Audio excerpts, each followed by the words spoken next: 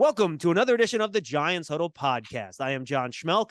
Giants getting ready to take on the Chicago Bears, and the man on the call for Fox at 1 o'clock on Sunday is Daryl Moose Johnston.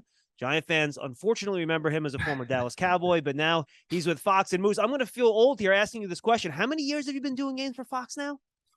Oh my gosh, 22. Wow. Yeah. It's a long time. We're both old.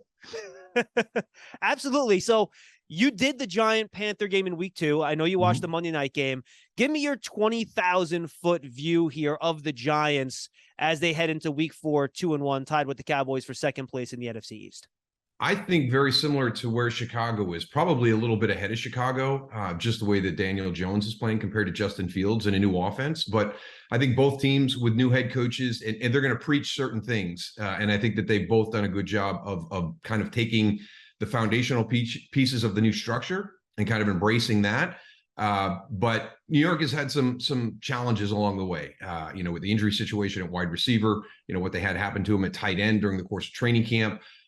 So it has been a little bit more challenging. Leonard Williams being out, obviously that's a big deal. Azeez Ojulari, Kayvon Thibodeaux, not there for the start of the season as your edge rushers to fit into Wink Martindale's system. So there's been some challenges, and yet here they sit at 2-1, and had not been for, that 17-0 spurt by the Cowboys on Monday night, they're right in that game as well. So I think that's something that's very promising for what the Giants are doing right now. They're giving themselves an opportunity to win every week during this first year under Brian Daboll.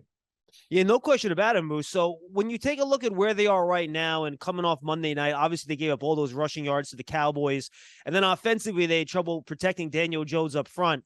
When you look at their offense and where the Giants are, how do you see them functioning best? Does this have to be at this point an offense that revolves around Saquon Barkley?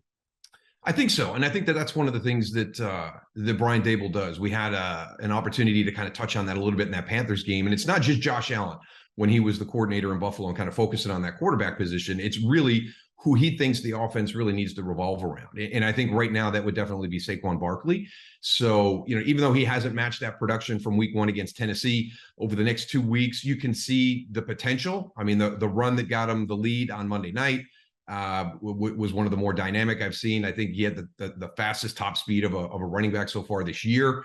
So it's great to see him back. It's great to see him healthy. I think Evan Neal's going to be fine at the right tackle spot. I think there was some really good stuff that was put out this week, kind of comparing Andrew Thomas's journey to get to where he is right now and where Evan Neal could be in a year or two down the road. And now you've got 2 bookend tackles for that offensive line. So this will be a progression through, but during that course, it really appears to be that Saquon is going to be the go-to guy. What can Daniel Jones do to supplement that? Can anybody step up at wide receiver at this time and add a little bit of help there as well? Because I think he's very creative. If Kadarius Toney can ever get healthy and stay healthy, this could be an offense where they're able to use that skill set that he has with the football in his hand that's pretty unique. The Giants Huddle podcast is presented by PSE&G, energy efficiency for game time and anytime. Moose, let's talk about the offensive line then. You mentioned Evan Neal. Obviously, DeMarcus Lawrence had his way with him on Monday night, but you talked about the progress Andrew Thomas made. It was a slow churn for him. I think people underestimate how tough it is for offensive linemen coming from college to the pros. Can you just talk about that transition and why it is tough for that position at tackle specifically to be good right away in the NFL and the type of things they have to learn as they get more experience? I think the athlete that you run into as the rush end at the NFL level, and not just from an athletic ability, but from a guy who knows his craft really, really well. Micah Parsons is kind of that unique guy that's just kind of burst onto the scene, and he's using his athleticism and he's getting some sacks. But when he starts to understand the details of the position and how to set people up, how to transition from speed to power or power to speed, you become even more dangerous. And I think that's something that Andrew Thomas saw in his rookie year. I think it's something that Evan Neal is seeing right now. They are so calculated with their steps and getting that tackle to turn and come underneath, knowing when they can continue around the edge and bend to get to them. The detail that goes into a pass rush is amazing when you really kind of dig into it. And I think as a rookie coming in, even a guy like Evan Neal, 7th overall, I just don't think that that's going to be one of those situations where you're really prepared for exactly what you're going to have to face. And then Moose, it wasn't just off the edge, right? I thought the Giants had a lot of issues with all the stunts and twists Dallas used inside. And that's not just the line, that's the running backs too. Everybody kind of in sync. You know, when in your playing career, you were a big part of pass protection, helping pick those things up. You know how it works in the NFL. The Giants have all new pieces in there, right? They have guys that haven't really played a lot together. How long will it take for them to gain that continuity to become better at figuring out those games that defensive line coach is going to throw at them week in, week out? Yeah, that's a great point. That's just time and repetition. The unique thing is kind of getting back to young guys coming in or a group of five really trying to get to know each other is that ability to understand what that guy is going to do because you've played with him for so many snaps and you just anticipate what's going to happen.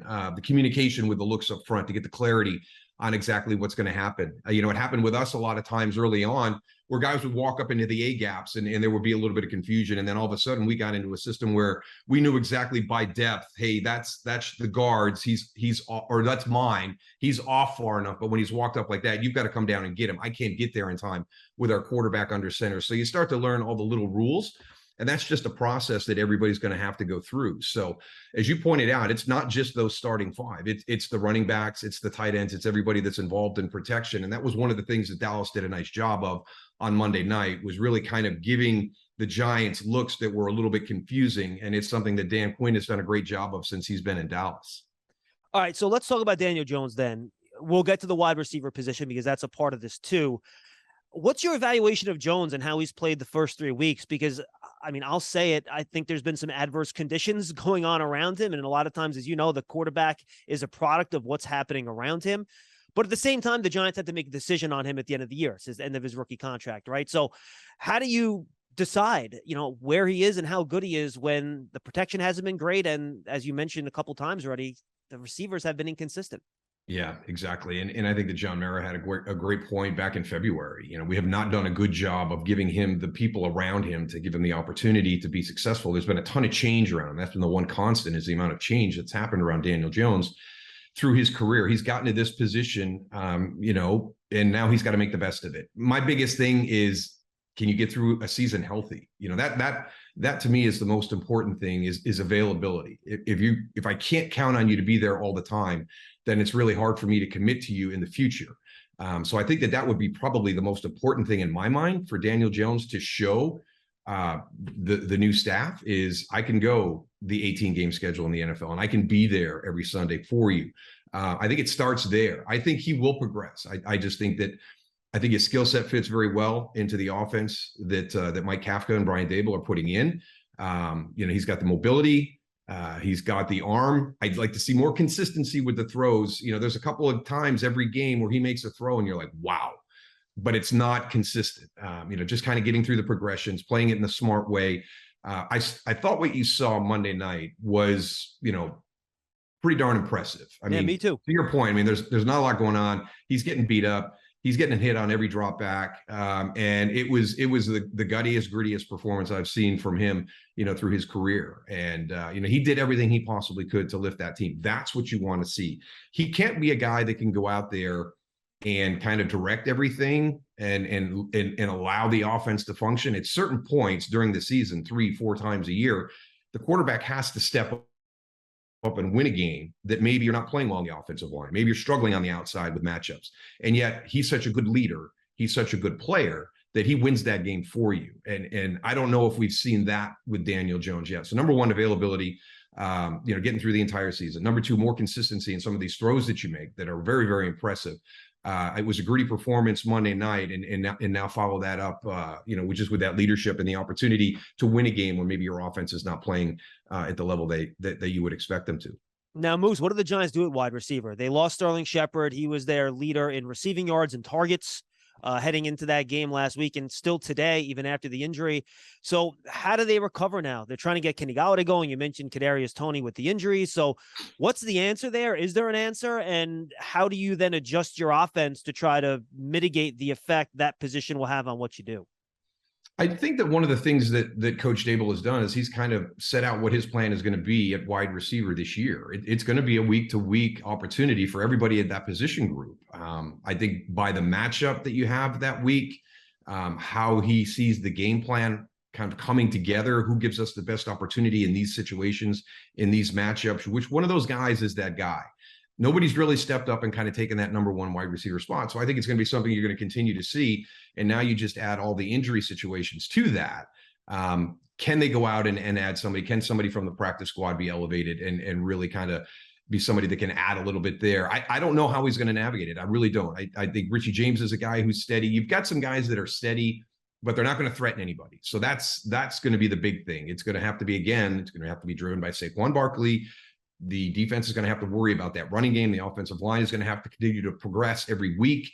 That has to be the number one threat. That has to be the thing that they want to shut down. Maybe that gives some opportunity down the field to the wide receiver position. And then the tight ends, they can help as well. You can scheme some things there to try and take a little bit of pressure, create some opportunity there. What do you think? Can Wan'Dale Robinson get healthy, get in there? Yeah, I'm sorry about that, Moose. What do you think about the general system that Daboll and Kafka are throwing out there? Do you like what they're trying to do and how their general philosophy of how they want to move the ball and create points? I do. I think it's you're pulling from two pretty successful backgrounds. What Brian Daboll had put in Buffalo with Josh Allen, Mike Kafka having the opportunity to be in Kansas City and see what they're doing there. So you're not going to try and replicate what Josh Allen is doing. You're not going to try and replicate what Patrick Mahomes is doing, but you can pull certain things from those systems that accentuate what Daniel Jones brings to the table. And just getting ready for that week 2 game, it was interesting to hear them talk about the fact that we're not going to be a Bills offense. We're not going to be a Chiefs offense. We're going to be the Giants offense. You may see some things that are similar there, but we're going to build it around what we do. And neither one of those teams has a Saquon Barkley that they're going to hang their hat on. So that's where I think you'll see the big difference. But I think the biggest message that they've sent is the week 1 game in Tennessee when they went for 2 points. You're building the system, but you're also building a culture, a mentality. And I think the ability for them in week 1, the coaching staff to go down, show the confidence in the guys to go for 2 in that situation, say we're going to win games, we're going to play to win games, sends a message throughout the locker room that I think is huge at that point. So we can talk about scheme and different things, but really mentality, attitude, what's your culture? I think that those are even more important. Giant fans, the Giants official connected TV streaming app Giants TV brings video content and game highlights on demand to Big Blue fans. Giants TV is free on Apple TV, Roku, Amazon Fire TV, and the Giants mobile app. Moose, let's turn to the defensive side of the ball. As someone that played offense and you had to deal with, Buddy Ryan and stuff like that, that's kind of like, Wink Martindale is kind of the modern version of Buddy Ryan in a lot of ways, right? With the way he approaches things. What do you think of that general approach that Wink Martindale and the Giants defense has to their defensive scheme? And how does that inversely affect offenses when they're trying to do their thing against those type of pressure packages? Well, I think the big thing we really don't know just yet because you haven't had all the pieces in place. I think the key pieces are the edge rushers that we talked about early on, with Kayvon coming back and Azeez getting healthy. How do they contribute? How does this defense change a little bit? And what I really like is week 1, when you watched them against Tennessee, we've got a matchup against Derrick Henry. So here's how we're going to play it. Then week 2 versus Christian McCaffrey. All right, now we're going to match up against a different type of guy at the running back position. So here's how we're going to match it. I've been very impressed with the secondary. I thought that was an area, you kind of read everything through training camp. What is the skill set on the back end? Can we match a heavy pressure front by playing a lot of man-to-man? I think that those guys have stepped up and played well through the first half of the season. It's surprising to me that they only have the 1 interception so far. But I really like the way that Wink designs his game plans based on what the offense is going to do. It's something different every week. It's a little bit of that game plan where it's week to week that we see from New England. So I'm really excited to see what this defense does over the next few weeks. Now that you're getting the guys back that are key up front on the edge, then when Leonard Williams gets back, I mean, if you still haven't had, and who knows how long it's going to be before you have both your edge rushers, your key guy inside that's pushing the pocket. So, Wink has not had all those pieces. And so far, he's done a pretty good job of just going week to week and taking away the strength of the opposing offense. Yeah, and I was going to ask you about Leonard Williams, Moose, because obviously the Cowboys ran the ball at will last week, 178 rushing yards for the 2 running backs. How much of that was Leonard Williams' absence, where there was just a lot of room in there where if he's on the field, maybe that's not the case? Well, he's an inside player the majority of the time. He played a little bit on the outside against Carolina because of the injuries. I think that Wink got him out on the edge a little bit more. It's one of the things that we talked about. You maybe you want to get him back inside a little bit and push that pocket especially against a guy like Baker Mayfield. So it's I don't know how big of a deal it was because it looked to me like Dallas did a lot of their damage on the edges. They did. You're right. Yeah. So to me, that was where, the run game really got going. That is something that is a little bit surprising because I know how much, Wink focuses on setting those edges, making sure that the gaps are all sound. So the success that Dallas had there is something that that Chicago is going to test, immediately. Luke Getsy is going to come out, the offensive coordinator for the Bears, and they're a pretty good edge rushing team as well. So he's going to come in, he's going to check that, make sure everything's been corrected during the course of the week. But you're coming against a team that really has, I don't want to say abandoned the pass game, but is really, under 50 passes in 3 games is mind-blowing to me in the NFL.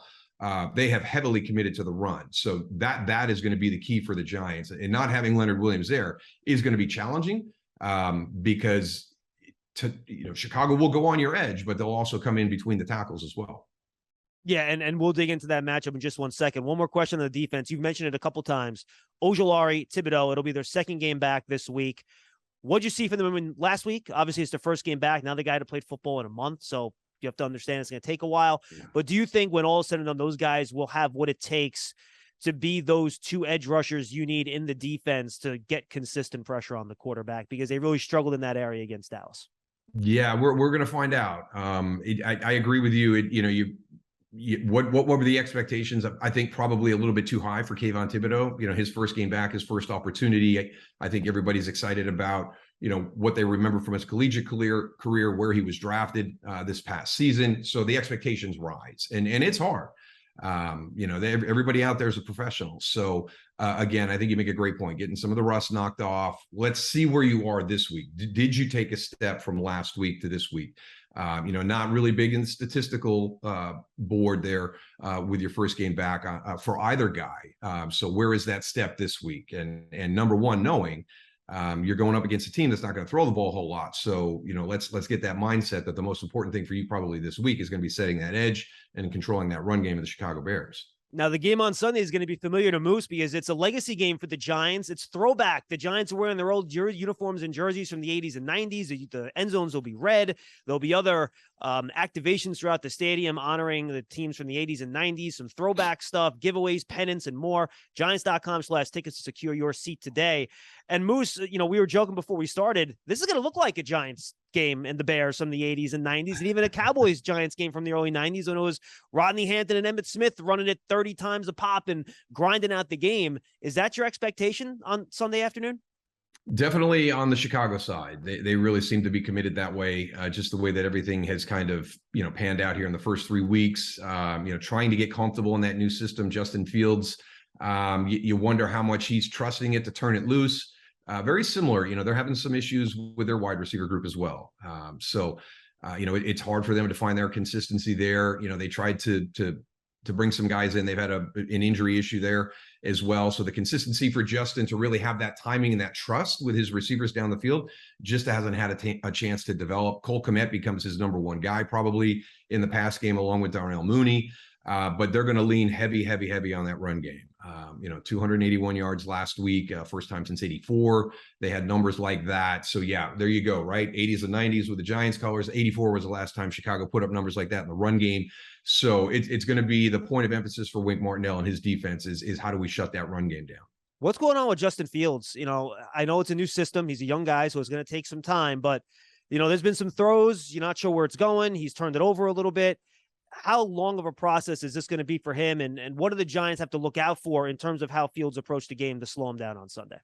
Yeah, probably the 2 worst things you can have for a young quarterback in the midst of change into another system is an offensive line that's been a little bit spotty in their protection and wide receivers that are struggling to separate a little bit. So there's just not a lot of confidence and trust there to turn that football loose. I think he's feeling some pressure sometimes, and immediately a lot of these guys want to, escape that pocket. And, just kind of getting ready for this game, I went back to week 2, and you're watching both of these offenses work, right? It's Luke Getsy from Green Bay coming down to Chicago to put that in. And then you're watching Rodgers execute it. And you'll see that pocket start to break down on Aaron, and Aaron steps up and moves to the side and resets. and starts to go down the field. And that's something that it takes a while for young quarterbacks to develop, that ability to understand at the NFL level, even though you're a dual threat quarterback, the way you're going to beat teams and win championships is throwing the football. You're not going to be able to do that with your feet all the time. When you can, great. It serves, and it was great for Daniel Jones against Dallas Monday night, extending plays, getting first downs, doing some great stuff. But you're going to have to learn how to beat those guys from a pocket. Even if it's not a clean pocket, you're going to have to learn how to step up, slide, find those throwing lanes. He's just not there yet. It's a very footwork tied in offense. And I remember we brought it up when we talked to him in week 2. This reminds me of Eli Manning with Ben McAdoo when he was the coach for the Giants and trying to get that footwork timing based offense in place. And it's a struggle. I think it's a big leap for a lot of guys that are coming from a different style of offense. So I just think there's a little bit of a learning curve. There's a little bit of a performance curve with his supporting cast.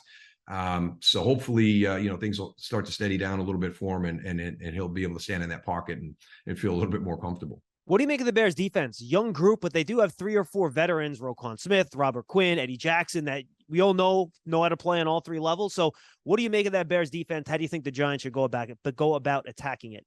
Yeah, great to see Eddie Jackson back taking the football away. He's been through a really tough stretch in his personal life, had some really tragic situations happen. So it's great to see him kind of getting back into football and having that outlet for him. I think Roquan Smith is a great fit for this. You look at Shaquille Leonard and what he did with the Colts. That's the system that Alan Williams and Matt Eberflus are putting in Chicago.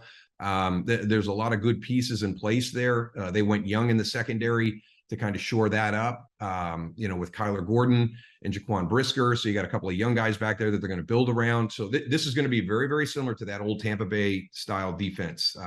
They have standards that they have in place. They stress, hustle to the point of the ball, punch the ball out, take the ball away. Ball security is going to be key for every Giant player that touches the football, not just quarterback, running back, tight end, wide receiver, anybody who's got the football in their hand. These guys come after it.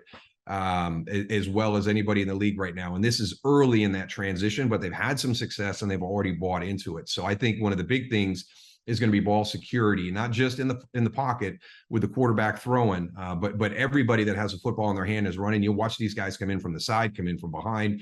You get 5-6 guys around that football at every tackle. Does Barkley look as good as any running back in the league right now for the Giants? I think right now for me, Nick Chubb is the one guy that really has kind of set himself apart. I mean, he's amazing. The combination of the speed he has, he's got great feet, he's got power. Saquon is number 2 in the NFL when you talk about rushing yards, right behind Nick Chubb. So I think he's brought himself back into that conversation. And that's one of the things I want to talk to him about on Friday. He made a comment during the course of training camp where they talked about Derrick Henry. They talked about Christian McCaffrey. They talked about Aaron Jones, all these guys he was going to play against during the course of the season. And his response was, I don't want to compare myself to them because there's nothing I can do to prevent what kind of day they're going to have. And I reached out to Emmett. We just kind of had a conversation and it was like, we got to change this guy's approach. I mean, every time you stepped on the field, you wanted to be the leading rusher after that game, regardless of who it was. And if you want to have that NFL rushing champion title, at the end of the season, then the best way to do that is win every battle during the course of the year, week to week. And so I'd love to get him to just kind of change his thought process a little bit, because it's not just him. It's the offensive line. It's the tight ends. It's everybody involved in that run game that starts to buy in and get on board. And that's how we were able to get Emmett his rushing championships. A lot of those were won on the final Sunday of that season. A lot of people forget. And there's a couple of them that were won by less than 100 yards, some less than 50 yards. And it was a group effort on the final weekend of the season, because he had that mentality all year long that I want to be the number 1 rusher every time I step on that field week to week. Yeah, there was a pretty good running back named Barry Sanders in that era too. So that was always a pretty tight competition. Final question, Moose. You can be honest. Did you put a special request in to do this game because the Bears have a real life lead blocking fullback in Kahari Blasingame, which is kind of like an extinct creature in the NFL these days? Are you pumped to see some lead blocking from a fullback? I am. I had one last week. We had Patrick Ricard. He's great, from Baltimore, and he had a great block on Matthew Judon. One of the hardest blocks there is that long trap, and then you have to turn upfield. And sometimes it's usually the lead back can get blown up because the defender's coming downhill on him. And Patrick did a great job against Matthew Judon. So yeah, it's good to see the position coming back a little bit. There's a couple guys out there, bringing a little bit of notoriety back to the fullback spot. So yeah, it's going to be fun. We'll hopefully Kari will have a couple of plays out there we can draw up for him. Moose, good stuff. You can see this man, Daryl Moose Johnston, on the call for Fox. Again, Giants and Bears, 1:00 on Sunday on Fox. Moose, thanks so much for the time. We'll see you at the game on Sunday. Awesome. You got it, John. Thanks. Good luck. That's Daryl Moose Johnston from Fox. We thank him for joining us on the Giants Huddle podcast, brought to you by PSE&G. Energy efficiency for game time and anytime. PSE&G. All right, folks, if you haven't done so already, go back, take a watch and listen to our draft season podcast, second episode of the regular season, as we take a look at what happened in college football so far this year, as we try to stay a step ahead of the prospects heading into the NFL draft in April 2023. For Daryl Moose Johnston, I'm John Schmeelk. Thank you for joining us on the Giants Huddle podcast, and we'll see you next time, everybody.